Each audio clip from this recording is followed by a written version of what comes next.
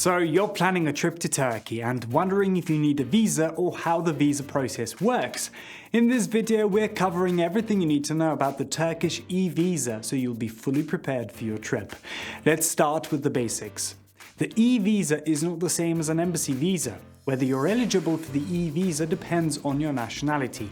Also, some nationalities need to have a Schengen visa or US visa to be able to apply for the Turkey e-visa. To be sure, check the list of eligible countries updated for 2024 here. If you're still unsure, head over to iVisatravel.com to check your specific requirements with our visa checker tool. So let's dive into the e-visa itself. This electronic visa is designed for tourism or short business trips, and you'll receive it conveniently via email.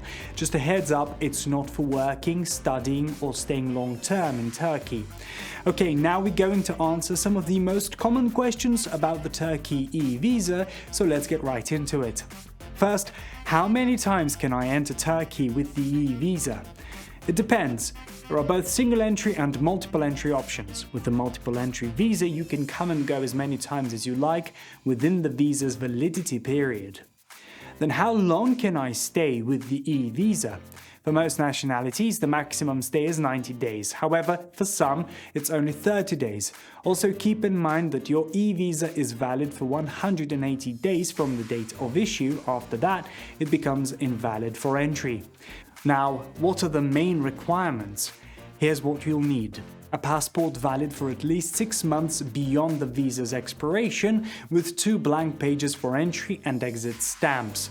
A valid email address to receive your e-visa confirmation.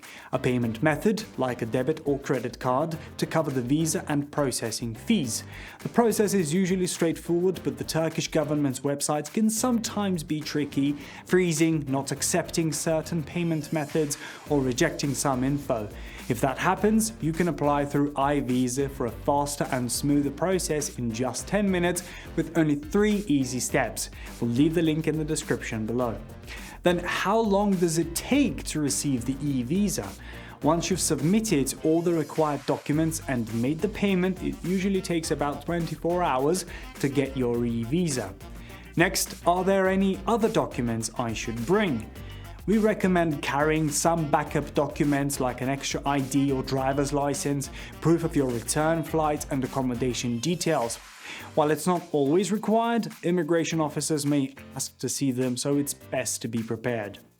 Now, one of the top questions: do I need to print the e-visa that was emailed to me? It's not required since the e-visa is electronically linked to your passport, but printing it out can make things smoother at immigration. Also, remember that your passport will be stamped when you enter and leave Turkey, so make sure you have enough blank pages. Finally, our last question: do I need to apply for a visa if I'm just transiting through Turkey?